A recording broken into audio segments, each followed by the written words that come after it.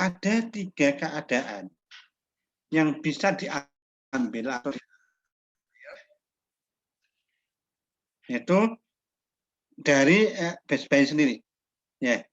Pertama, strategi yang pertama adalah mempertahankan harga.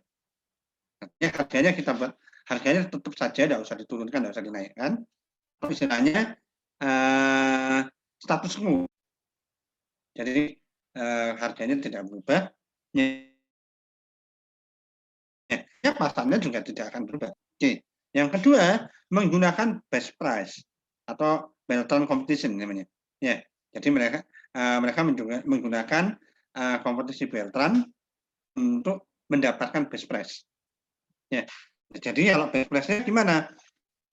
Best price itu adalah harga. Jadi dia masang harga di mana harganya itu selalu lebih murah $1 dari harga yang ada di Amazon. Oke, jadi tidak boleh lebih dari $1 selisihnya. Selisihnya itu maksimum $1. Oke. Yang ketiga pilihan adalah price match. Kalau price match, jadi kalau harganya cuma selisih $1, Amazon tidak melakukan tindakan apa-apa. Ya. Atau dia akan koreksi harganya tapi tidak besar. Ya. Tapi kalau kita melakukan price match, artinya apa? Ya udah kita tantang aja si Amazon. Ya, harganya kita turunkan $5. Maka kalau seperti itu Amazon pun juga akan akan melakukan hal yang sama. Sehingga sama-sama loss juga ya. Artinya pasarnya akan berimbang juga. Dan artinya ketika kita melakukan price match, bisa jadi kita sampai jatuh harga minimal, tidak dapat untung. Nah ini akan jadi masalah. Ini ya.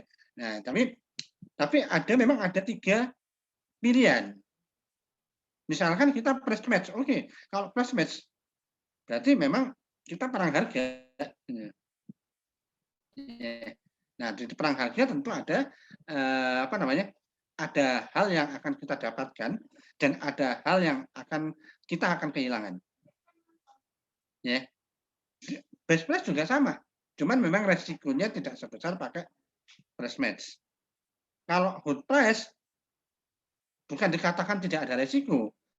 Begitu kita good price, sedangkan lawan kita itu langsung menggunakan price match, ya bisa jadi kita akan kalah.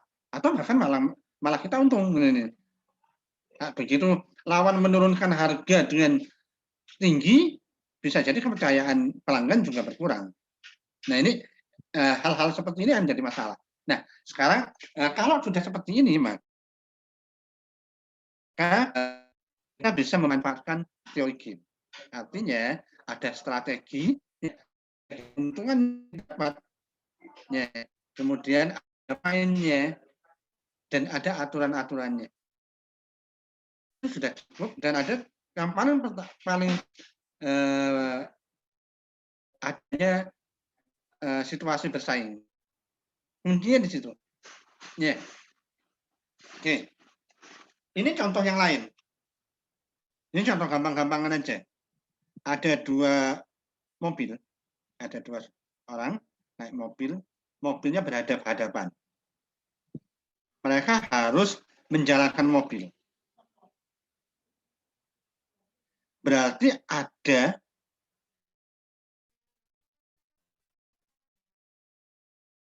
dua pilihan karena berhenti nggak boleh. Ada 3 pilihan. Dia lurus atau belok kiri.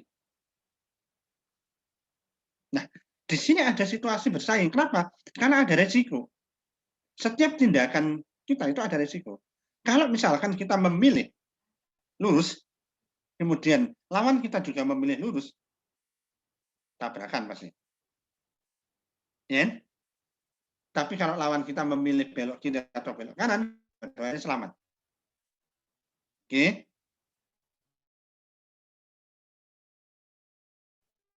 Yang kedua, kalau kita memilih belok kiri, ternyata diimbangi dengan lawan belok kiri ya, ya berarti tabrakan juga. Ya. Oke. Nah sekarang bagaimana kita bisa memaksimalkan keuntungan, artinya meminimalkan adanya tabrakan. Ya. Nah karena itu di sini kita menggunakan teori game. Oke.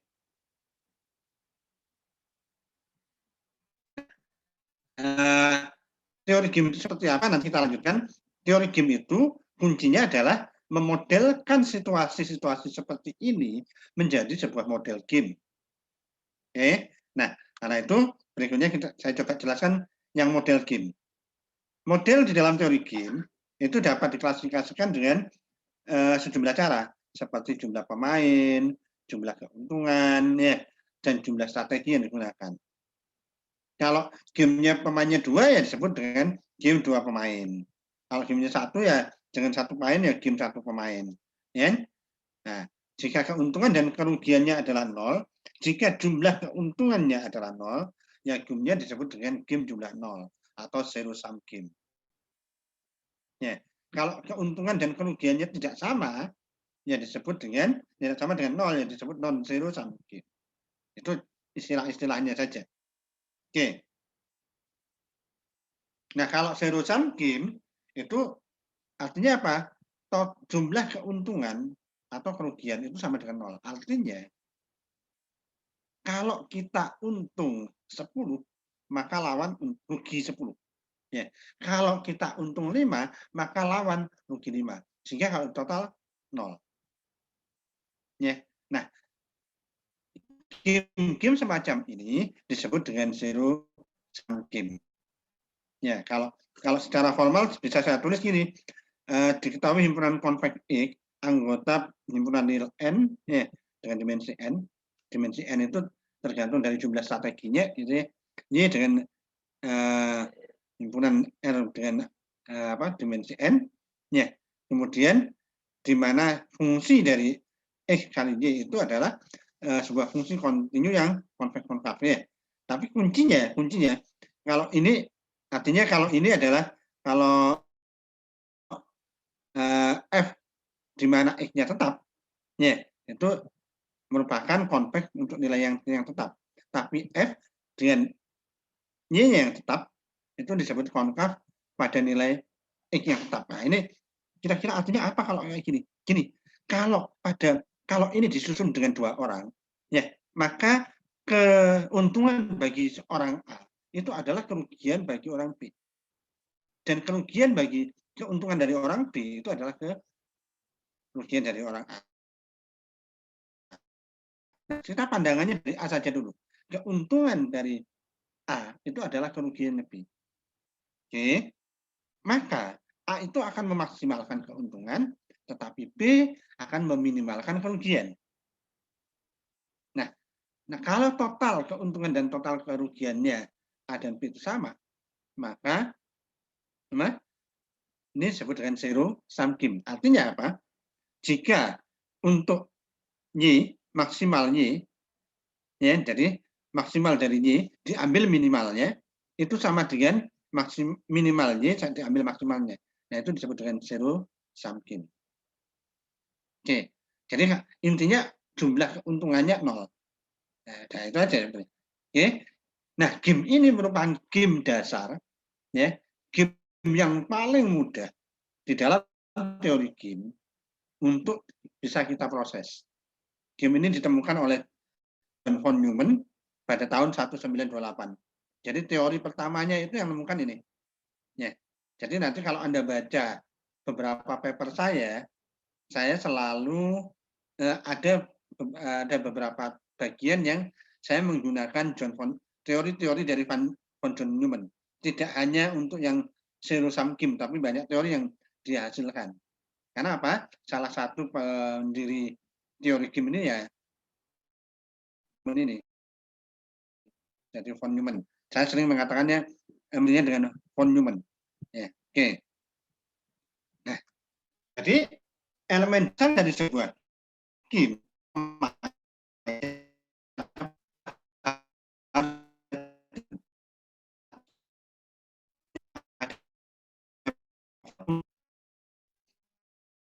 dapatkan dari setiap tindakan. Yang keempat, strategi. Strategi itu, yang keempat, informasi. Informasi apakah kita tahu langkah musuh kita atau enggak. Ya, itu. Dan 4 elemen ini disebut dengan rule of game. Oke. Nah, sedangkan model game itu bisa dinyatakan dalam bentuk matrik. Sebetulnya tidak hanya matrik, ada tree juga. Cuman kita konsen ke satu aja dulu. Ya, jadi ada tree, kemudian ya bentuk dasarnya dua ya, matrik sama tree. Itu aja. Ya, oke. Tapi yang paling enak yang pakai matrik apa? Karena operasional matrik bisa kita manfaatkan di sini. Ya, matrik, kemudian nilai keuntungan dari setiap pada kondisi tertentu, nilai yang payoff. Jadi kalau orang mengatakan nilai payoff itu nilai keuntungan ya pada setiap selnya, pada setiap sel matrik. Oke. Jadi misalkan kalau pemain A itu menjalankan strategi, jadi pemain A mempunyai N buah strategi, pemain B mempunyai N buah strategi,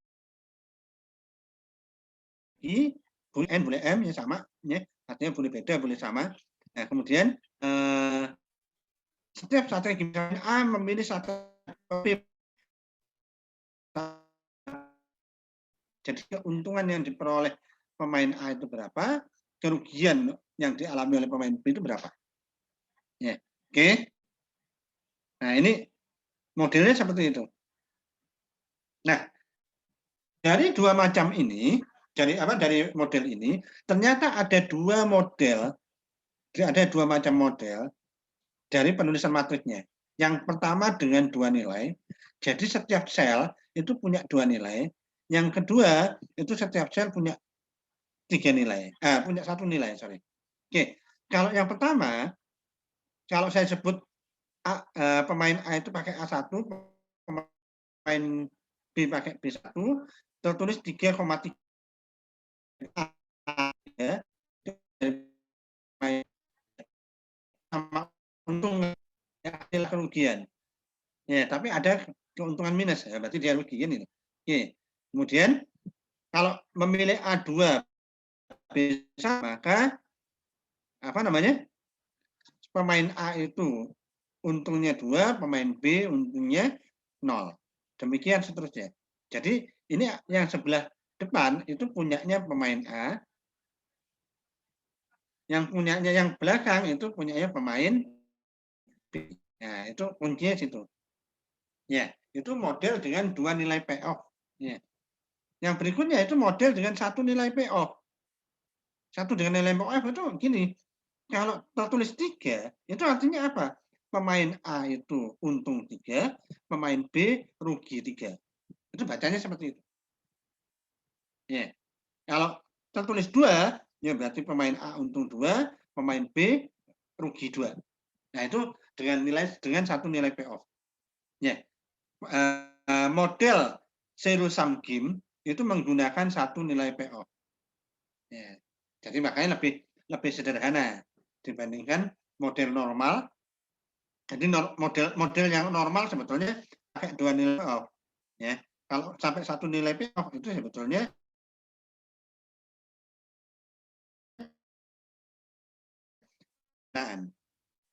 ya. Kita ambil contoh sebuah permainan. Permainan gampang saja. Namanya game match. Ya, jadi dua pemain. Kemudian masing-masing pemain itu memiliki dua kartu. Merah atau hitam. Merah dan hitam. Ya. Oke. Permainannya gini. Kedua pemain itu harus mengeluarkan satu kartu.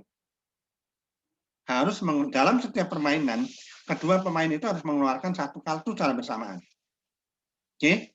Nah, pemain A dikatakan menang jika warna kartu dari dua pemain itu sama. Jadi untuk pemain A, dia disebut menang jika warna kartunya sama. Tapi kalau warna kartu, maka yang B yang menang. Oke. Nah, kalau keadaan seperti ini kita terjemahkan ke dalam bentuk model matrik, model game, maka jadinya seperti ini.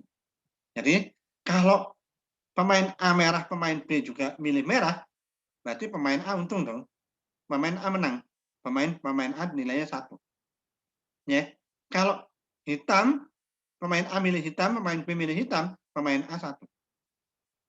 Artinya pemain B jadi -1 kan? Karena aturannya gini, kalau kita pakai satu nilai payoff, itu ya udah satu nilai ini adalah keuntungan untuk pemain baris dan kerugian untuk pemain kolom.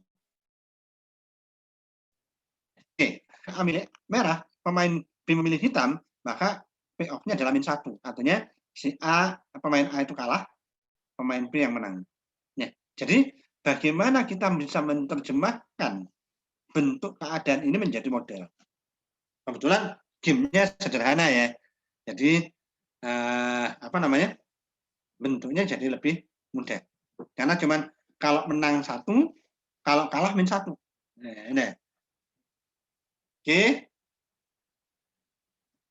Contoh yang lain, ada yang namanya Silverman Game. Ya. Jadi gini, Silverman Game itu 2 orang pemain akan secara bersama-sama memilih sebuah pilihan bulat positif tertentu. Ya. Jadi contohnya gini, saya A dan B, silakan Anda memilih bilangan 1 sampai 5. Misalnya A, B milih 3, berarti siapa yang menang? Nah, kita lihat. Kalau pemain A dan B itu memilih angka yang sama, maka dia seri.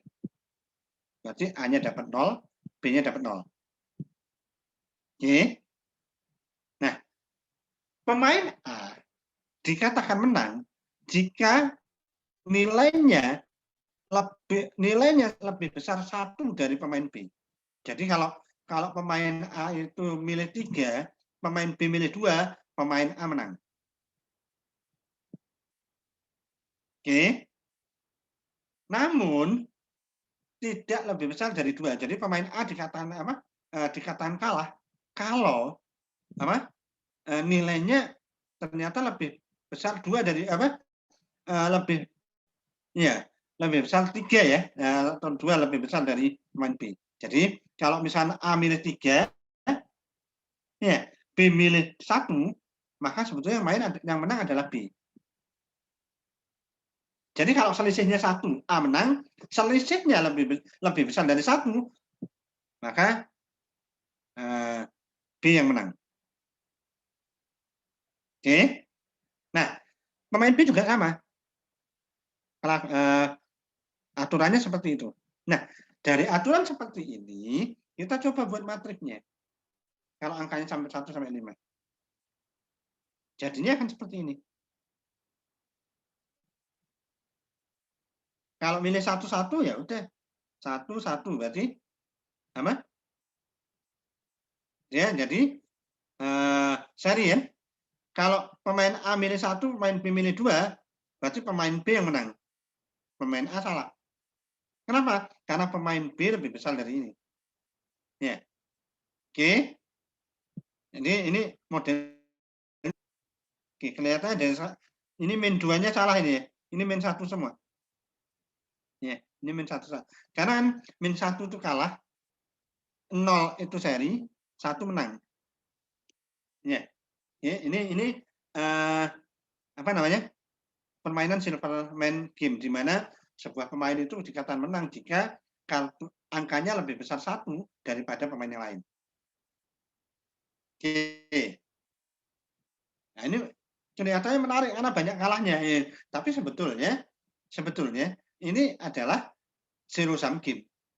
Ya, artinya zero sum game itu peluang menang dan kalah itu sama. Oke. Nah, dari 2 contoh itu, sebenarnya masih banyak contoh yang lain.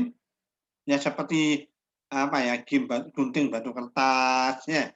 Kemudian tic-tac-toe, ya itu bisa macam-macam, ya. Tapi gini, ada beberapa hal yang harus kita ketahui dalam model game. Pertama adalah angka dalam matriks payoff. Kalau tadi kan angkanya 1 min 1, 0 gitu ya. Karena cuma menang kalah. Ya. Tapi di dalam dunia nyata, angka nilai payoff itu tidak seperti itu. Namanya keuntungan itu bisa $100, bisa Rp100, bisa Rp1.000, ya. Nah, itu harus konversi dan tidak harus jadikan 1 min 1, tapi memang dalam model keuntungan. Ya. Jadi itu nanti nilai payoff ini menunjukkan apa? Nilai keuntungannya dan menunjukkan strategi hasil dari strategi yang berbeda-beda. Oke, kemudian adalah rangkaian atau himpunan kegiatan rencana yang menjadi seorang pemain sebagai reaksi atas aksi yang dilakukan oleh pemain lain. Jadi ya, misalkan pemain itu punya strategi apa saja, pemain itu punya strategi apa saja. Ya, seperti tadi yang di Amazon itu kan, Best Buy dan Amazon kan strateginya ada 3. Ya, strateginya yang pertama adalah pertahankan harga, yang kedua gunakan best price, di mana best price itu harganya sedikit lebih murah dari pesaing, tapi sedikit dan tidak boleh sampai terasa. Ini yang ketiga dia milih match price atau price match. Kalau price match ya angkanya langsung diturunkan. Ya itu nanti keuntungannya itu kan beda-beda. Ya, nah itu yang disebut dengan nilai payoff. Sedangkan strategi yaitu tindakan-tindakan itu. Oke. Yang berikutnya adalah aturan-aturan game menggambarkan kerangka di mana pemain itu memilih strategi permainan. Oke. Jadi bagaimana dia memilihnya. Oke. Nah, yang perlu juga diketahui gini, nilai akhir game adalah nilai perkiraan dari sebuah permainan atau nilai rata-rata payoff dari sepanjang rangkaian permainan. Ya, nilai akhir game itu nilai total keuntungan yang akan kita dapatkan ya, ketika strateginya sudah kita jalankan semua. Ya. Oke. Berikutnya ada istilah yang namanya strategi dominan. Strategi dominan adalah sebuah strategi yang nilai payoff-nya itu ada semua nilai payoff-nya itu superior terhadap nilai payoff yang berhubungan dengan strategi alternatif. Jadi misalkan kita punya strategi 2, A dan B.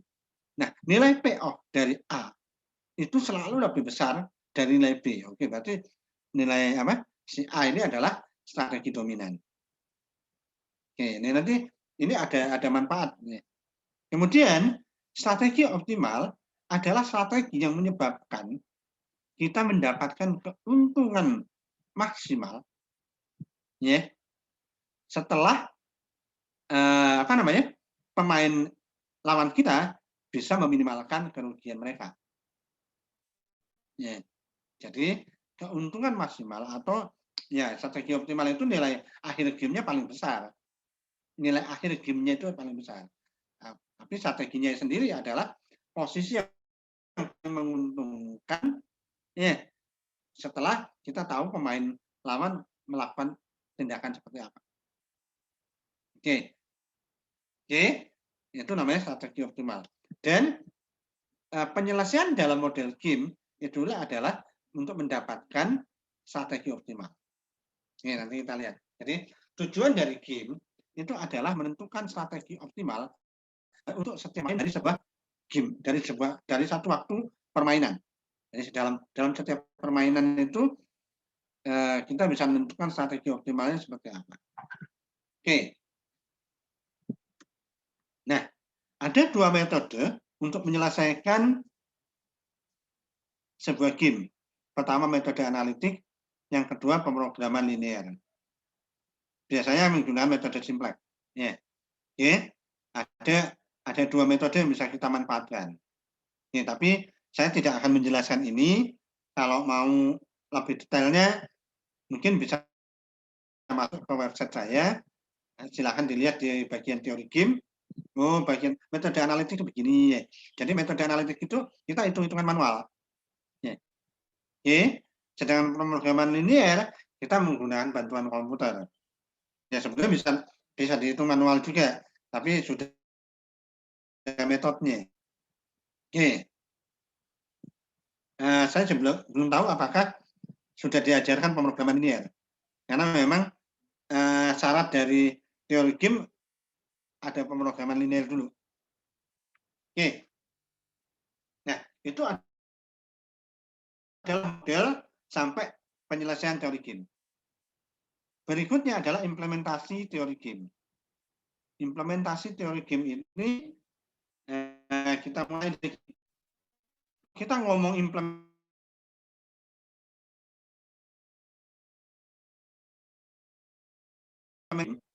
yang di dalamnya mengandung suasana persaingan dan menyebabkan pihak-pihak yang berkepentingan harus menentukan agar mendapatkan keuntungan maksimal, maka di sanalah teori game bisa dipakai. Ya. Jadi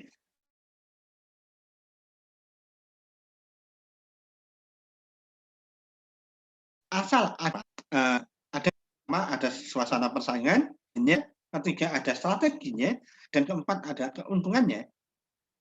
Ketika 4 elemen ini sudah terpenuhi, maka teori game bisa dipakai. Teori game itu dipakai di mana? Di mana saja bisa. Bahkan di dalam teori NAS, teorinya John Nash, itu teori game itu tidak hanya untuk hal-hal yang bersifat seperti permainan yang yang bukan. Justru teori game itu bisa digunakan dalam suasana perang. Itu sebabnya kenapa John Nash itu sampai dikejar-kejar oleh tentara. Ya. Itu sebabnya John Nash harus mengalami hidupnya sampai luar biasa. Itu karena memang dia menggunakan teori game untuk hal-hal yang berhubungan dengan politik, perang, strategi perang, strategi politik, ya,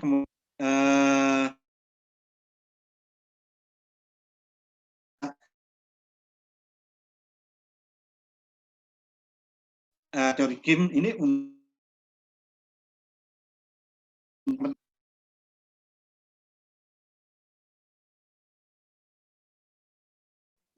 merupakan ulahnya si John Nash ini. Ya. Tapi sebetulnya yang lain juga punya situasi yang lain yang berbeda. Tapi yang jelas kalau ada 4 keadaan, suasana bersaing, pemain, strategi, dan keuntungan yang dapat atau proses memaksimalkan,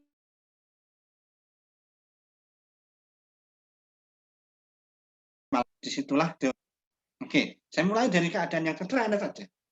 Ada 2 orang yang berdekatan dalam kompleks area yang sama. Kalau begitu mereka harus berbagi pembeli. Ya, mereka jualannya sama, soto dan rawon. Tapi setiap hari mereka akan mengubah jualannya, kadang soto, kadang rawon, tidak dua-duanya. Oke. Ketika pada suatu hari mereka berjualan yang sama, maka mereka akan mendapatkan keuntungan masing-masing 200.000. Tetapi kalau mereka sama-sama jualan rawon, sama-sama jualan soto, mereka mendapatkan keuntungan 200.000. Kalau mereka sama-sama jualan rawon, mereka akan mendapatkan keuntungan 300.000. Oke. Jika salah satu berjualan soto dan yang lainnya berjualan rawon, maka yang berjualan soto itu akan mendapatkan hasil 400.000, yang jualan 100.000. Nah, dalam kondisi seperti ini, bisa nggak kita membuat model gamenya?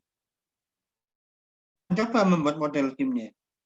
Jadi ada pemain A dan B, ada jualannya soto, ada rawon, maka kalau sama-sama soto, mereka dapat 200.000-an. Oke, saya tulis 2,2, artinya apa? Artinya ini dalam satuan 100.000-an. Oke, kemudian kalau soto, ini kebalik ya. Harusnya ini 41 ya. Bukan 14. Jadi oke, ini 4, ini 1. Ya, ini yang kembali. Kalau si A jualan rawon, si B jualan soto, maka yang jualan soto dapat 4, yang jualan rawon dapat 1. Ya. Oke. Ini kalau akibatnya kalau malam-malam buat matris ya gini ya. Oke, kemudian kalau sama-sama jualan rawon dapat 3,3. Ya, semua dapat 3. Nah, ini adalah bentuk matrik. Ya, bentuk model game yang nantinya bisa kita laksanakan. Kira-kira hari itu ya si A dan B mau jualan apa? Nah, itu tergantung juga pada kondisi psikis ya. Misalnya psikisnya gini, wes si A itu absen aja deh. Besok aku tak jualan rawon aja deh. Apapun dia nggak mau peduli si B mau jualan apa, terserah dia pokoknya mau jualan rawon. Nah, ya. Nah, kebetulan si B itu dengar, oh dia jualan rawon. Berarti aku besok jualan soto kan ya, supaya dapat besar. Ini ya. Oke. Tapi kalau si B ternyata apatis juga, ya wes aku tak jualan rawon ya, berarti tiga-tiganya dua-duanya akan dapat nilai 300 ribuan. Nah, nah, bagaimana mereka bisa mendapatkan keuntungan? Nah, keuntungan maksimal itu yang nanti kita proses dengan apa namanya? Dengan teori Kim, tentunya dengan metode analitik atau metode linear programming ya. Oke. Jadi tapi dalam hari ini saya tidak berkonsentrasi menyelesaikan, tetapi kita berkonsentrasi bagaimana membuat sebuah persoalan menjadi sebuah model game. Ya. Oke. Ini contoh yang lain dari punyanya Nas. Jadi punyanya Jonas. Ini yang paling terkenal dari punyanya Jonas, apa yang disebut dengan dilema narapidana. Jadi gini, kondisinya gini, kita bayangkan ada 2 tersangka atau 2 tahanan yang diselidiki secara bersama-sama di ruangan yang berbeda, di mana setiap orang itu tidak akan tahu orang lain. Kemudian mereka istilah diinterogasi untuk mengaku atau menyangkal. Ada 2 tahanan A dan B di ruangan berbeda, ya, dipaksa untuk mengaku, ya, dipaksa untuk mengaku atau menyangkal. Mereka memilih, silahkan memilih. Kalau mereka dua-duanya mengaku, ya, kalau mereka dua-duanya mengaku, maka dua-duanya dihukum 3 bulan. Kalau dua-duanya mengaku, mereka dihukum 3 bulan. Oke, kalau dua-duanya menyangkal, mereka akan dihukum 1 bulan. Dihukum 1 bulan. Oke. Nah, ada pilihan yang lain. Kalau ternyata salah yang satu mengaku dan yang lainnya menyangkal, maka yang mengaku dibebaskan, yang menyangkal dihukum 6 bulan. Ya, betul ya. Oke. Kalau sebaliknya, ya kalau si A mengaku, si B menyangkal, ya B dihukum 6 bulan, hanya dibebaskan. Ya. Nah, ini kondisi seperti ini itu namanya prisoner dilemma. Ya. Kalau 2 orang ini tidak saling kenal, tidak pernah komunikasi, tidak pernah ini, ya mereka akan kadang-kadang ya sudah bisa 4 keadaan ini terjadi. Ya. Tetapi kalau mereka bisa berkomunikasi, pasti mereka milih nyangkal. Nggak apa-apa lah dihukum 1 bulan semua. Ini. Nah, itu tergantung kita bagaimana kita bisa berkomunikasi. Jadi ini keadaan seperti ini merupakan keadaan-keadaan yang disebut dengan keadaan Nash equilibrium atau kesetimbangan Nash. Ya, oke. Ini contoh yang lain.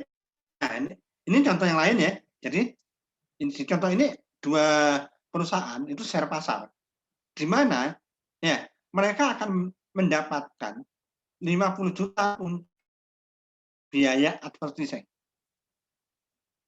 Ya, 50 juta untuk biaya advertising. Mau dipakai atau nggak dipakai, mereka dapat 50. Ya, oke. Nah, kemudian, tapi namanya pemasaran, ya pasti butuh advertising, pasti butuh promosi. Nah, biaya promosinya adalah 20 juta. Berarti kalau mereka dapat 50, kemudian dipakai untuk advertising, berarti mereka cuma dapat 30. Yang 20 kan untuk advertising. Oke. Nah, dari keadaan ini, ya, ada suatu keadaan, mereka akan mendapatkan kembali 30 juta. Jika mereka melakukan advertising, sedangkan lawannya tidak. Artinya, contohnya yang ini, kalau si A itu melakukan advertising, kemudian si B itu tidak melakukan advertising, ya, maka si B tetap kehilangan 3 juta, 30 juta. Kenapa? Untuk bayar si A, karena A yang menang. Ya, akhirnya dia dapat berapa? Dapat 6. Kenapa kok 6? Ya kan dipakai advertisingnya 2. 5 dikurangi 2 ya 3. 3 tambah 3 dari saya dapat 60 juta. Ya. Jadi kondisinya akan seperti ini. Nah, apa yang harus dilakukan oleh perusahaan itu? Ya, kalau sudahlah kita apa adanya saja, ya berarti mereka sama-sama dapat 50 jutaan. Tapi mereka dari sisi penjualan tidak akan berkembang. Ya. Kemudian, tinggal bagaimana caranya supaya musuhnya tidak melakukan advertising, kita melakukan advertising. Nah, ini yang harus kita perhatikan. Ya, oke. Ya, nah ini tadi nilainya seperti itu yang ingin. Nah, coba lihat. Ini untuk politik voting. Jadi ada 3 orang dewan legislator. Ya, 3 orang anggota DPR lah. Ya. Kemudian ada undang-undang yang mengusulkan menerima untuk kenaikan gaji mereka 20 juta per bulan. Nah, 3 orang ini harus memilih menerima atau menolak. Karena ini kan masih rencana undang-undang untuk menaikkan gaji mereka. Oke. Nah, persoalannya gini, kalau mereka menerima kenaikan gaji, mereka akan kehilangan pemilih. Ya, karena mereka diamati. Tapi kalau mereka menolak, mereka tidak kehilangan pemilih. Asumsikan saja, kalau kita kehilangan pemilih, maka kita kehilangan 10 juta per bulan. Asumsinya. Ya. Oke. Nah, kira-kira apa yang terjadi jika mereka harus memilih bersamaan? Apakah mereka tiga-tiganya memilih menerima kenaikan gaji atau menolak kenaikan gaji? Ya. Nah, ada keadaan bersaing di sini kan? Ya, ada keadaan keuntungan. Ya. Nah, kalau seperti ini, maka kita bisa melihat ini apa namanya? Kalau kondisi A menerima, B dan C, B menerima, B, C menerima ya, mereka akan dapat satu semua.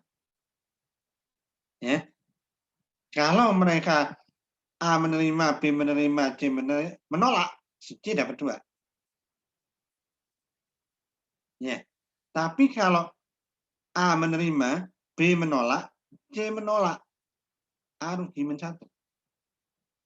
Ya. Oke, kondisinya seperti ini. Kira-kira paham ya sampai di sini? Nah, ini adalah persoalan contoh persoalan yang ada di katakan di politiknya. Oke. Nah, ini persoalan keluarga. Nah, ini sepasang suami istri, katakanlah namanya Bayu dan Sinta, masing-masing punya rencana nonton di TV si sepak takraw, yang satunya nonton sinetron. Oke. Mereka hanya memilih sebuah TV. Mereka hanya memiliki sebuah TV. Ya. Oke. Di dalam keluarga, kegiatan yang dilakukan bersama-sama itu adalah hal yang sangat menyenangkan. Hal yang bisa membuat bahagia. Tapi di sisi lain, Bayu akan, kalau ditanya, dia akan lebih memilih nonton sepak bola. Si Sinta juga akan lebih memilih nonton sinetron. Apa yang harus mereka lakukan? Apakah mereka nonton sendiri-sendiri? Nggak mungkin lah. Pasti salah satu ngalah. Ya. Oke. Nah, ini kalau sudah seperti ini, nanti kelihatan gini. Untuk orang-orang yang memiliki perasaan sayang pada pasangannya, dan mereka lebih memilih untuk bersama-sama, mereka memilih mengalah, nonton bersama, ya, dengan pasangannya. Ya. Tapi mereka yang lebih cenderung pada perasaan egonya, ya mereka akan memilih untuk menonton sendirian. Ya. Nah ini bagaimana kita cara memilih, bagaimana cara kita menghitung keuntungannya, ya. Nah itu sebenarnya bisa kita terjemahkan dalam bentuk materi. Oke, persoalan yang lain. Ada dua mobil bertemu di persimpangan, seperti gambar ya. Nah, ketika bertemu di persimpangan itu, mereka harus memilih terus jalan atau berhenti. Kalau keduanya memilih terus jalan, ya akan terjadi kecelakaan. Kalau terjadi kecelakaan, maka A itu mengalami kerugian 100 atau A mendapat nilai minus, dan B mendapat kerugian 1000. Kenapa? Karena dalam kondisi ini seharusnya yang boleh jalan A, yang benar kan? Tapi tetap rugi karena mobilnya juga ketabrak. Ya. Oke. Kemudian kalau salah satu berhenti dan satunya jalan terus, maka yang jalan terus dapat 5 dan yang berhenti mendapatkan min 5. Nah, tetapi jika kedua-duanya berhenti, mereka mendapatkan min 10. Kira gimana cara nulis matrixnya? Tidak sulit mestinya. Ya. Oke. Nah, ini persoalan-persoalan yang mungkin bisa dikembangkan. Ya. Oke. Jadi, kalau secara umum, implementasi teori game itu memang saat ini paling banyak di bidang ekonomi. Pertama lelang, tawar-menawar, merger, akuisisi harga, ya, sampai pada ekonomi politik ya. Kalau di bidang kemasyarakatan, bagaimana melakukan pembagian yang adil, bagaimana pembentukan jaringan sosial. Ya. Kalau bidang politik, sistem voting, sistem dominansi. Ya. Jadi di bidang politik itu mungkin kita pernah ingat kasusnya Facebook. Ya. Di mana Facebook membocorkan datanya pada sebuah perusahaan yang berkolaborasi dengan salah satu calon presiden di Amerika Serikat. Untuk apa? Untuk mendapatkan dominansi pemilih. Dan akhirnya mereka bisa memenangkan. Ya. Nah ini mereka menggunakan teori game untuk menghitung teori sistem dominansinya. Ya. Jadi mereka membuat matrik game ini. Ya, jadi tetap aja hasilnya mereka membuat matrik. Nah kemudian dengan sistem dominansinya seperti apa, kalau diganggu itu akan seperti apa. Nah itu modelnya seperti itu. Oke, kalau bidang biologi, strategi evolusi, kemudian atau epidemic model. Kalau sekarang kan musimnya COVID ya, musimnya corona. Nah, corona kan dikatakan sebagai tidak lagi epidemik, tapi pandemi. Kalau epidemik itu levelnya lokal, kalau pandemik itu levelnya global. Ya, yeah. Oke. Nah, ini bisa juga dikembangkan.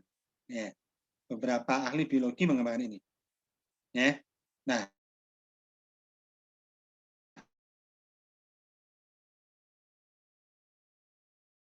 contoh yang asalkan 4 komponen dipenuhi. Apa tadi kira-kira? Situasi bersaing, pemain, strategi, dan keuntungan. Ya, kalau ada ini berarti itu artinya teori game bisa dimanfaatkan. Oke. Nah, kalau tadi cerita tentang teorinya, sekarang saya ingin sedikit cerita lah tentang apa sih yang ada di teori game dan bagaimana kita teori game ini bisa minimal menginspirasi diri saya sendiri. Ya, jadi pertama kita lihat dari sejarah teori game ini. Sejarahnya nggak panjang, mulai dari sebuah surat yang dikirim oleh Walter Gate kepada temannya yang memberikan tantangan dan tantangannya itu bisa jadi game. Kemudian munculnya teori Minimax, kemudian munculnya kesetimbangan dan strategi campuran, kemudian di sini langsung berkembang di bidang ekonomi akibat dari von Neumann dan Nash. Ya. Kemudian setelah itu teori game itu berkembang untuk urusan korporasi dan urusan politik. Sampai sekarang bahkan di urusan politik teori game ini memegang peranan penting. Ya, jadi saya tidak yakin calon-calon presiden Indonesia tidak memainkan teori game, karena mereka pasti menggunakan para ahli, ya di bidang terutama di bidang teori game, ya tentunya para ahli ekonomi ya, karena yang mereka pasti carinya orang ekonomi, ya orang ekonomi yang punya matematika ekonomi yang di dalamnya ada teori game. Ya, oke. Kemudian ini dikembangkan penuh oleh Nash ya, dengan istilah kesetimbangan Nash. Ya. Kemudian ke strategi evolusi sampai teori mekanika game yang saat ini sangat banyak diminati karena gamification atau gamification ini merupakan salah satu hal yang paling istilahnya lagi tren naik, terutama di bidang multimedia. Sehingga teori mekanika game jadi menarik. Oke, tetapi saya tidak bicara yang belakang, justru saya bicara tentang permainan dari yang mulai strategi campuran sampai kesetimbangan Nash ini. Oke. Dari itu semua ternyata ya, banyak sekali peraih Nobel yang mereka berasal mereka mengembangkan teori game di dalam ilmu-ilmu mereka. Pertama John Maynard Smith itu dengan strategi evolusi stabil dia mendapat penghargaan Crafoord, penghargaan sebelum Nobel. Ya. Kemudian John Nash, Shelton, John Harsanyi itu merupakan pemenang hadiah Nobel Ekonomi pada tahun 1994 atas kontribusi mereka pada teori permainan di bidang ekonomi dan menyebabkan matematik masuk ke kurikulum matematika ekonomi. Ya. Kemudian teori game dari Thomas Schelling dan Robert Aumann itu memenangkan hadiah Nobel karena mereka mengembangkan teori game itu untuk bidang sistem dinamis. Nah, itu ada yang dasar untuk semua aplikasi elektronika yang berjalan secara cerdas. Jadi kalau kita ngomong robot, kita ngomong mesin, kita ngomong alat transportasi, semuanya model dinamis. Dan itu dimasukkan, teori game-nya dimasukkan ke sana. Sehingga mereka mendapatkan Nobel. Tahun 2007, Leonid Hurwitz, Eric Maskin, Roger Meisel, itu juga dihargai Nobel di bidang ekonomi karena meletakkan teori dasar mekanisme game. Ya, di bidang ekonomi. Terutama kalau yang di ini game-nya itu sudah dalam skala global ya. Jadi ekonomi global. Sehingga mereka mendapatkan hadiah Nobel di situ.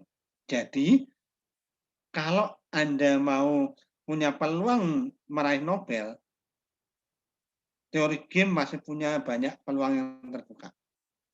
Ya. Apa sih untungnya Nobel ini? Ya, kalau kita dapat Nobel, ya udahlah kita dianggap sebagai dianggap sebagai ilmuwan tertinggi pada saat itu. Nah, itu dari sisi apa ya, prestis ya. Tapi dari sisi uang juga pasti dapat hadiah yang besar. Oke. Nah, ini adalah impian hampir semua ilmu.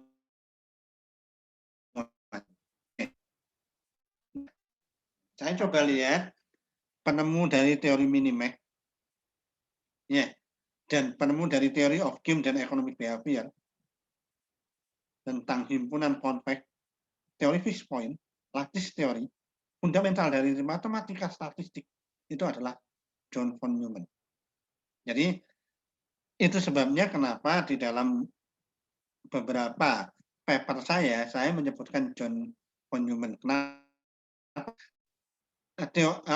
Rumus-rumus yang saya keluarkan itu terinspirasi dari John von Neumann. Ya. Khususnya kalau yang sering saya pakai itu adalah teori fixed point dan lattice teori. Kalau yang Minimax dan economic behavior enggak, karena memang riset saya lebih banyak ke fisika. Ya. Jadi saya menggunakan lattice teori dan fixed point. Jadi ini menarik juga ya. Kemudian John Forbes Nash atau John Nash itu, nah kalau Anda lihat nanti coba kalau nganggur, lihatlah sebuah film yang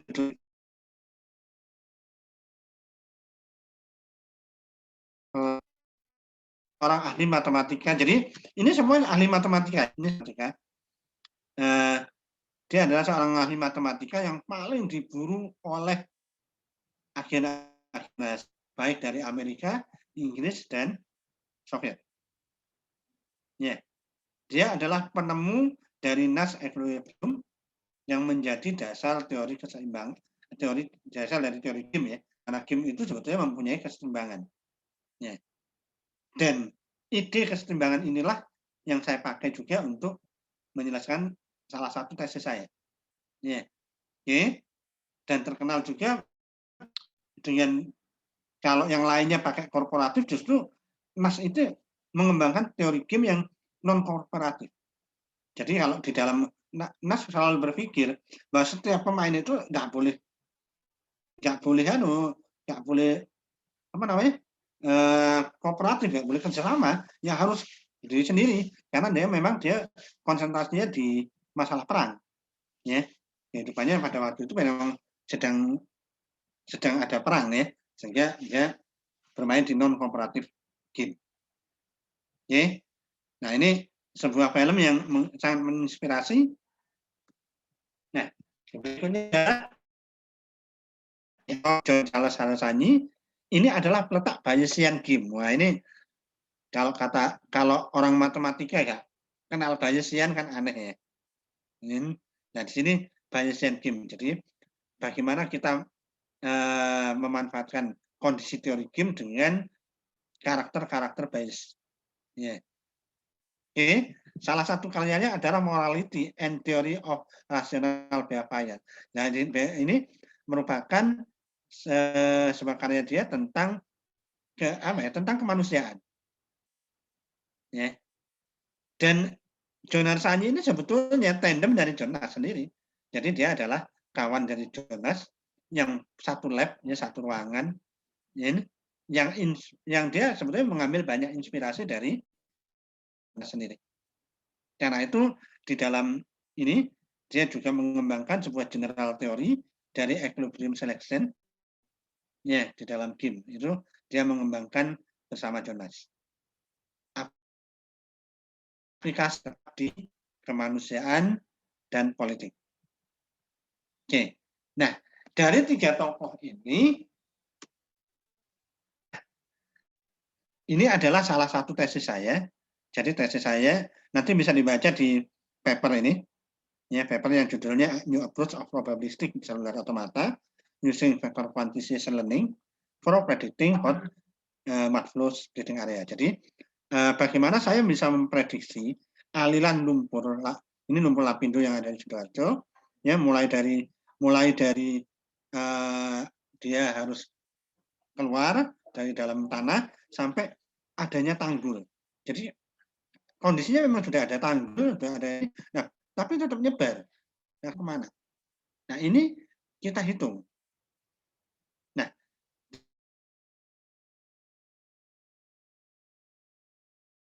teori air mengalir itu yang tinggi rendah. Teori dasarnya seperti itu. Nah, kalau kita lihat dari sini, air itu mengalir dari yang rendah kan? Ya, soalnya gini. Ada yang ngatur enggak? Enggak, suka-suka dia. Ya, yang ngatur adalah faktor fisik. Nah, ya, seberapa besar? Enggak banyak. Kenapa saya bisa sebut enggak banyak? Air yang mengalir di lumpur itu adalah air panas. Lumpur itu yang mengalir adalah lumpur panas. Ketika dia mengalir, dia ngeluarin gas. Dia ngeluarin endapan. Ya, dia ngeluarin air. Nah, sekarang bisa nggak kita menghitung berapa persen? Dari mana? Sehingga banyak sekali kesulitan-kesulitan yang saya alami untuk menghitung bagaimana sih aliran air itu. Kalau air biasa, yang penting nanti rata kan? Ya, jadi kondisinya apa? Pasti permukaannya rata. Sudah selesai. Tapi kalau di sini rata. Dari waktu ke waktu akan muncul endapan-endapan baru. Ya. Nah, ini yang saya harus menghitung model untuk menghitung seberapa besar material yang mengalir dari titik ke titik. Nah, saya menggunakan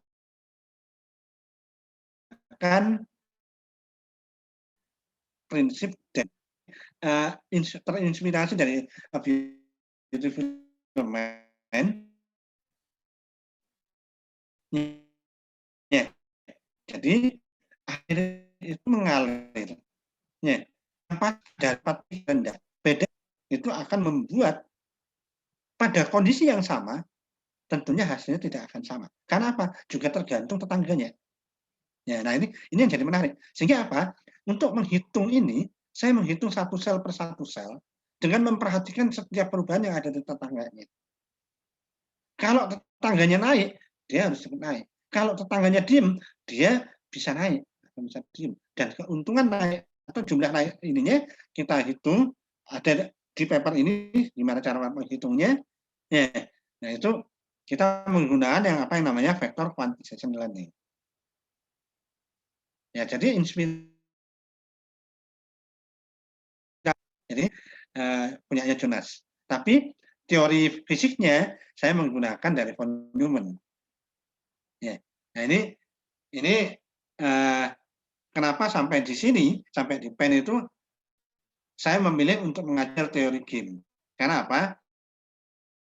Dan teori game itu hanya bisa diajarkan oleh orang matematika. Ya. Karena apa? Karena matematikanya yang berat. Ya. Oke. Jadi di dalam teori game itu nanti bagaimana kita memodelkan dalam bentuk matrik. Kalau sudah matrik itu kita mau ngapain. Nah itu semuanya sudah bidangnya matematika. Ya. Jadi kita ada di bidang yang benar, ya, yaitu bidang matematika. Karena di bidang matematika itu banyak ilmu yang sampai saat ini masih bisa dikembangkan. Terutama salah satunya adalah teori game ini.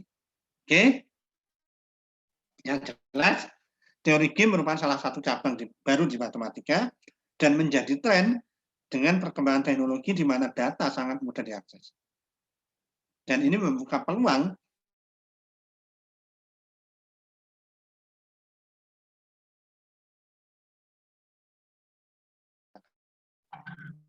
Oke, terima kasih.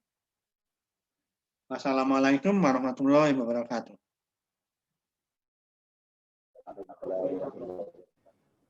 Ya.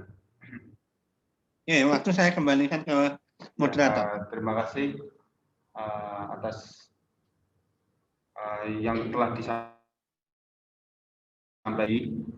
Ya, ini sekarang waktunya untuk sesi tanya jawab.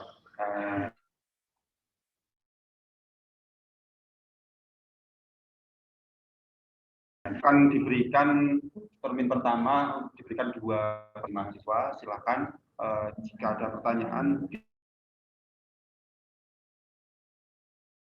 Misalnya materinya yang disampaikan oleh Prof. Basuki tadi lumayan menarik ya, apalagi ketika dikaitkan dengan banyak hal yang ternyata matematika sendiri itu penggunaannya tidak hanya melulu di teori game yang tadi disampaikan, tidak hanya melulu di rumus matematika, tapi ternyata di banyak hal.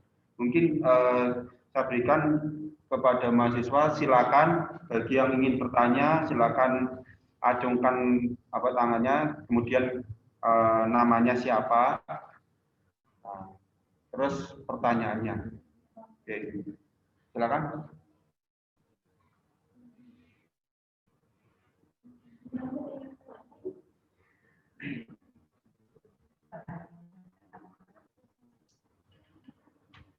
Ayo.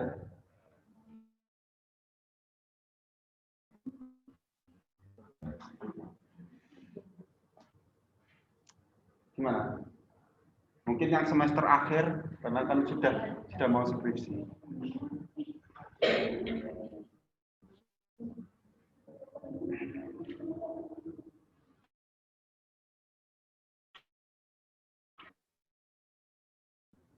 Ada pertanyaan? Ya, gini Prof, mungkin mahasiswa mungkin masih malu-malu gitu ya.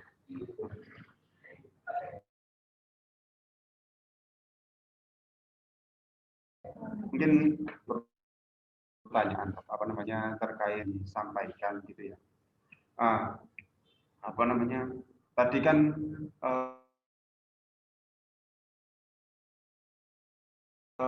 teori game tadi kan Prof tadi menyebutkan mengambil sumbernya dari John Newman ya, dan John Newman satunya dari John Nash gitu ya. Nah, yang mau saya tanyakan adalah kalau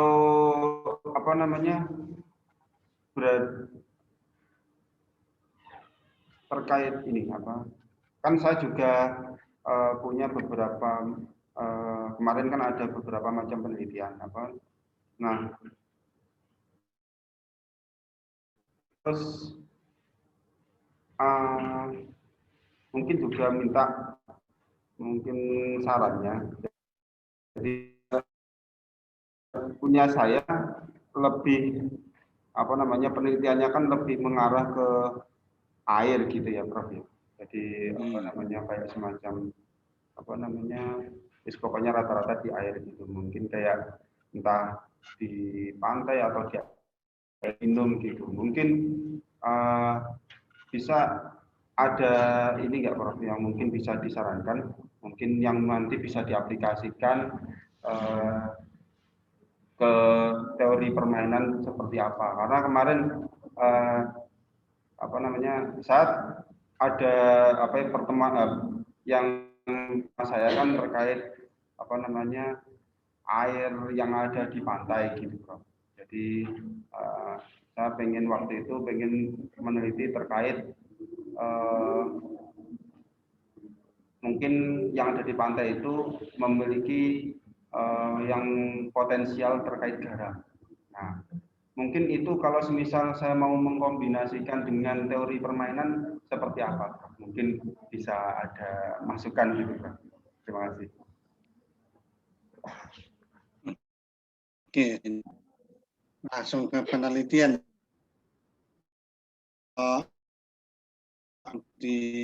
Katakanlah karena kemudian mungkin material-material yang ada dalam air, mungkin pemanfaatan air untuk misal aquascape ya, atau aquaculture ini. Nah itu kita coba sederhanakan aja ke kualitas air. Ya, oke. Untuk menghitung kualitas air, sebetulnya ya udah kita pasang sensor kan ini. Nah persoalannya gini. Kalau saya ingin menghitung kualitas air satu Pamekasan. Katakanlah Pamekasan itu kalau dari sisi pantai, garisnya cukup besar ya. Ya mulai dari Berenta sampai ke Jumian. Ya. Oke. Apa kita akan memasang ribuan sensor di dalam ke sana? Enggak juga. Ya kan? Tidak juga. Kita cukup memasang beberapa macam sensor. Kemudian kita melihat kriteria ya, parameter lain yang ada di sekitar sana. Parameternya bisa jadi misalkan tanahnya seperti apa, ya kan? Kemudian kegiatan masyarakat di sana itu apa. Nah, itu bisa kita masukkan sebagai unsur-unsur untuk mengukur lebih detail lagi. Ya. Nah, yang jadi persoalan apakah bisa masuk teori game ke sana? Sejauh mana kita mau mengembangkan penelitian ini? Kalau cuma untuk ngukur, oh udah ini berapa, udah selesai. Teori game nggak ada di situ karena tidak ada, pertama tidak ada pemain, siapa pemainnya? Ya, kemudian tidak ada situasi bersaing, keuntungan juga nggak ada. Ya. Jadi begitu kita tidak ada salah satu saja dari faktor 4 ini, kita tidak bisa memasukkan ke teori game. Tapi gini, kalau kondisi air itu dihubungkan dengan kegiatan nelayan, berarti ada kegiatan nelayan, ada pemain di situ sudah. Ya? Kemudian ada kebijaksanaan pemerintah. Loh, ada pemain lagi kan? Minimal ada 2 pemain, pemerintah dan nelayan. Nah, dalam kondisi seperti ini, maka itu akan jadi game. Ya? Oke, kalau kita lihat dari sisi sosialnya. Kalau kita lihat dari sisi fisiknya, juga bisa jadi game. Kenapa? Cuaca yang berubah-ubah. Posisi. Ya? Jadi, pemainnya siapa pemainnya? Katakanlah berapa kecamatan yang kena itu. Ya? Jadi, kecamatan itu sebagai pemain. Setiap kecamatan harus mampu mengambil keuntungan maksimal dari keadaan geografis mereka. Ya. Nah, berarti ada unsur game di situ. Ya kan? Ketika mereka untung pasti ada yang rugi, kan ini. Ya, bukan rugi sih. Untungannya berkurang kan ini. Nah, itu di dalam game ada situasi seperti itu. Nah, kalau sudah bisa seperti itu, ya sudah langsung aja dibuat model matrik game-nya. Nanti akan kelihatan, oh matrik game ini ternyata harus strategi murni, strategi campuran. Nah, strategi murni itu artinya hanya ada satu strategi dominan. Hanya ada satu strategi optimal. Berarti itu namanya strategi murni. Tapi yang itu ada di zero sum game dan itu keadaan-keadaan itu terjadi hampir tidak. Dan yang sering terjadi adalah strategi campuran. Artinya saya tidak bisa memasang satu tindakan tunggal, beberapa tindakan. Nah ini kuncinya di situ. Kalau strategi kan saya hanya harus melakukan A1 ya sudah. Enggak, kalau ini A1 dan A2 harus saya pakai dua-duanya. Nah itu apa namanya? Itu namanya strategi campuran. Nah itu terlihat dari materi nanti. Makanya ketika kita ngomong teori game, persoalan pertama mengubah kondisinya harus terpenuhi dulu, buat modelnya, selesaikan. Nah, selesaikan ini teorinya banyak sih. Ya, makanya ini yang tidak saya jelaskan di teori game. Kenapa? Karena sudah banyak tutorial, entah itu di YouTube, macam-macam yang di bidang penyelesaian. Itu sudah banyak tutorialnya. Makanya saya tidak di kuliah kali ini ya. Tapi yang jelas,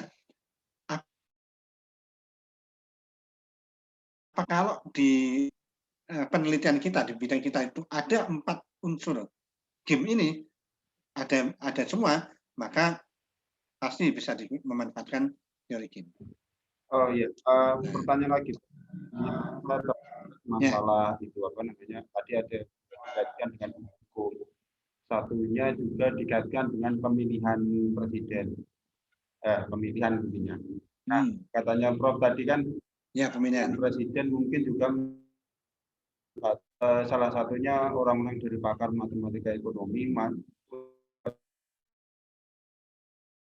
Dan kalau semisal di bidang hukum itu, kalau semisal kita terapkan terkait teori game, misal kan tadi kan ada yang masalah di bidang hukum, misal orang ini mengaku atau tidak mengaku, gitu, menyangkal atau merasa bersalah atau tidak, itu semisal kita benar kita terapkan katakanlah di negara kita, gitu. Kan kita tahu sendiri negara kita mungkin hukum itu kadang-kadang antara istilahnya adil dan tidak, gitu. Ada yang kadang ada yang orang bersalah, orang kecil hukuman hanya, ternyata orang yang korupsinya banyak hukumannya cuma sedikit. Pertama, misal kita terapkan ke arah teori game itu, apakah nanti bisa dilakukan hal yang adil atau nanti tergantung bagaimana, Prof? Mungkin ada masukan. Ya, jadi gini, di teori game sendiri tidak ada istilah adil, tidak ada istilah kebersamaan dan lain-lain. Tapi gini, ada dua pemain, katakanlah jaksa dan jaksa penuntut dan satunya pembela, ya. Nah, dua-duanya memainkan teori game, dua-duanya memainkan strategi. Nah, siapa yang bermain di teori, yang bisa memainkan teori gamenya? Ya, jadi siapa yang bisa melihat teori game secara keseluruhan? Itu hakim. Ya, dia harus bisa menilai tindakan-tindakan jaksa itu kan seperti apa, tindakan-tindakan pembela itu seperti apa. Ya, oke. Nah, kalau dia bisa mampu menangkap nilai payoff-nya, ya, kalau tindakan pembela seperti ini, payoff-nya berapa, dan tindakan jaksa seperti ini, payoff-nya berapa, maka dengan mudah dia bisa mengetahui, ya, ini salah atau benar. Ya, oke. Kuncinya di situ sebetulnya. Kita melihat, nah sekarang di dalam hukum itu memang benar atau salah. Jadi bukannya adil atau bukan, tapi benar atau salah. Nah, ada kondisi-kondisi di mana yang benar itu belum tentu benar, yang salah belum tentu salah. Jadi kita bisa melihat dari satu bagian bahwa ini salah, ya, bahwa ini benar, karena kita melihatnya dari satu sisi. Dari sisi yang lain, contoh paling sederhana gini, apakah Pangeran Diponegoro itu pahlawan?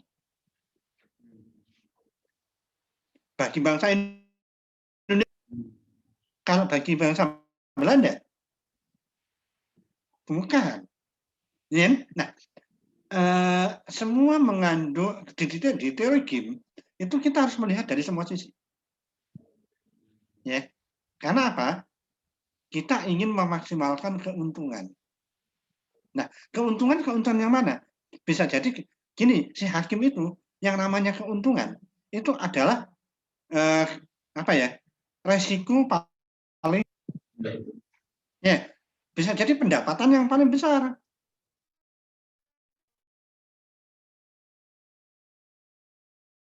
Si hakim. Payoff-nya itu berarah bahwa keuntungan tertingginya adalah keadilan bagi masyarakat. Ya beda kalau dia semua bisa dimainkan. Tergantung dia mau mainnya. Makanya kan salah satu kalimat dari Einstein yang punya Von Neumann, ya. Jadi gini, kalau Einstein mengatakan bahwa agama tanpa ilmu itu adalah buta. Benar ya? Ilmu tanpa agama adalah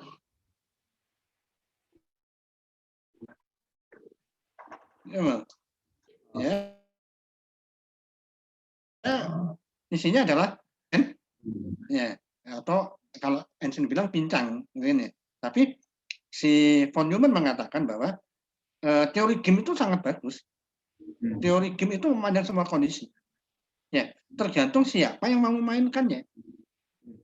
Nah, karena itu game ini tata dulu akhlaknya. Nun balik itu ya. Jadi hukum itu akan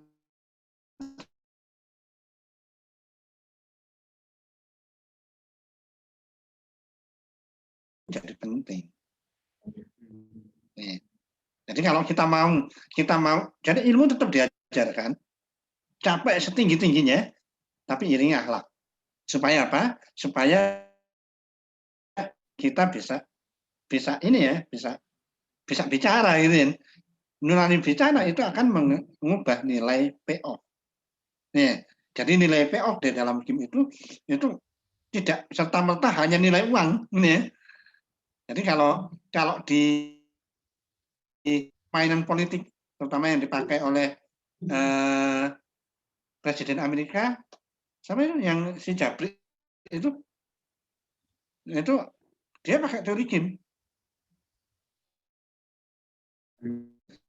Perguruan tinggi terkenal dibayar.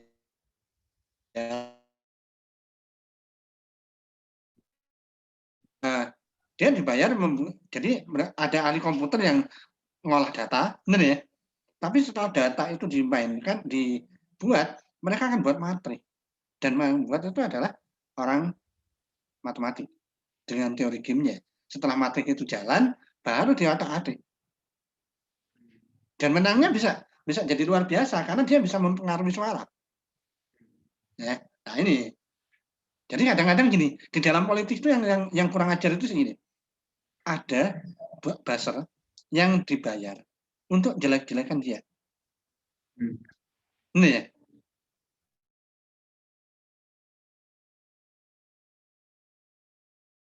Untuk jelek-jelek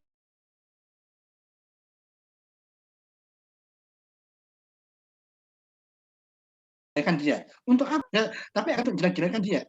Tujuannya apa kira-kira? Level maksimal itu menjadi suka. Karena apa?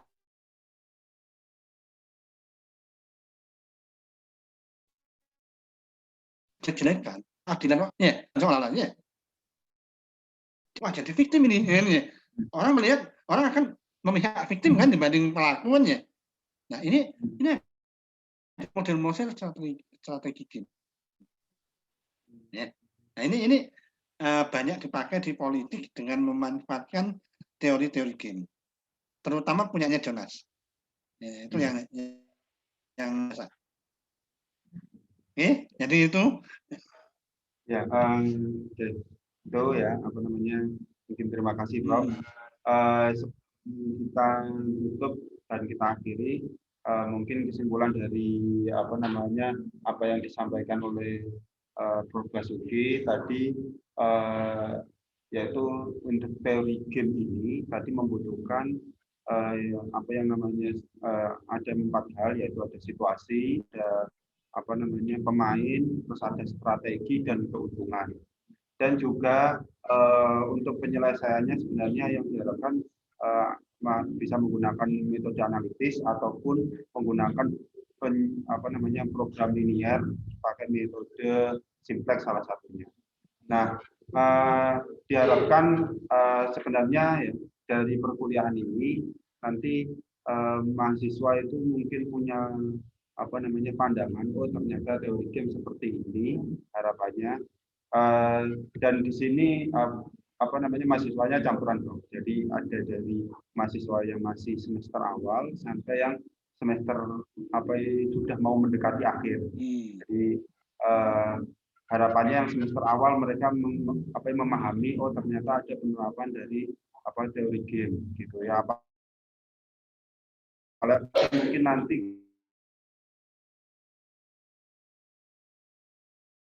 juga bisa skripsi. Jadi mungkin nanti kedepannya juga bisa membahas masalah COVID, karena kemarin ini apa namanya di Madura terjadi banyak permasalahan. Contohnya juga apa namanya masalah kayak yang di Bangkalan itu, yang di Suramadu, sampai orang tidak bisa itu kan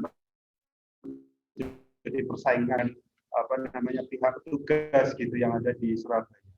Nah itu mungkin juga bisa dijadikan apa namanya bahan evaluasi menggunakan teori permainan. Dan juga masalah apa namanya masalah pemberian vaksin. Kan ada terus mengharuskan. Gitu.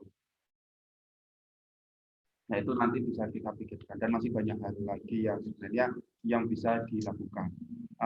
Itu apa namanya ini Pak Faisalnya lagi ada rapat, Bro. Jadi saya yang mewakili langsung ya. Terima kasih atas waktunya, atas Prof. Basuki telah menyampaikan apa, dan saya selaku Kaprodi memohon maaf jika pelayanan dari kami tadi ada yang kurang memuaskan, dan mungkin juga dari mahasiswa mungkin tadi apa namanya belum banyak yang sempat tanya karena mungkin juga ada yang apa namanya mau tanya masih malu-malu, ada yang apa belum persiapan gitu karena juga tadi ada apa namanya mereka kan juga dadakan dari kemarin gitu baru diberitahu. Nah itu yang dapat saya sampaikan, semoga bisa bermanfaat untuk semuanya. Akhirul kalam, wabillahi taufiq wal hidayah. Wassalamualaikum warahmatullahi wabarakatuh. Waalaikumsalam warahmatullahi wabarakatuh. Oke. Ya, saya tutup ya, Prof. Oke, terima kasih. Untuk mahasiswa silakan pelajari masalah yang ada di sekitar Anda, jadikan sebuah riset kecil yang nanti mungkin bisa jadi ini ya, jadi tugas akhir ya, atau jadi skripsi. Nah, kalau kebetulan itu ternyata ada konflik di dalamnya, nah itu berarti bisa masuk teori game ya. Tapi sebetulnya matematika tidak hanya teori game ya. Matematika tidak hanya teori game.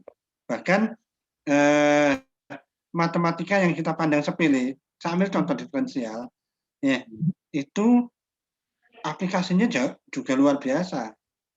Ya, aplikasinya juga luar biasa. Contohnya saya memanfaatkan diferensial, hanya dengan diferensial, ya, saya bisa